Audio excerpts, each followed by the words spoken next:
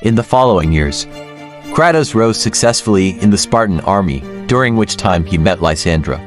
Although he had been with many women throughout his life, he felt a deep and natural connection with Lysandra. They were soon married and had a daughter, Calliope.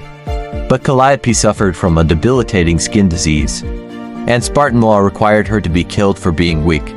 Kratos had no intention of throwing his daughter off a cliff.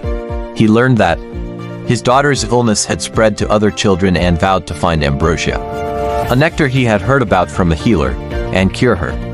The legends said that ambrosia was the nectar of the gods, and could cure any affliction. What Kratos didn't realize was that this whole adventure, and even Calliope's illness, was just a bet between the gods. The gods had chosen warriors, and encouraged them to find the ambrosia. Kratos was also chosen by Ares, the god of war.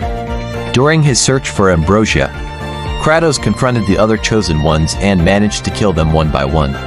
Finally, facing the barbarian king Ulrich, the chosen of Hades, Kratos managed to capture the ambrosia at the cost of losing most of his army.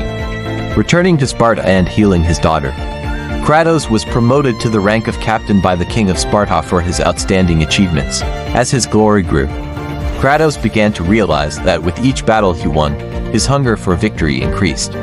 Ignoring Lysandra's pleas, he began to go on more campaigns, to be away from his family for longer periods and to spend more time with his soldiers. One of these soldiers was Atreus, who always had a smile on his face, even in the hardest and worst of times.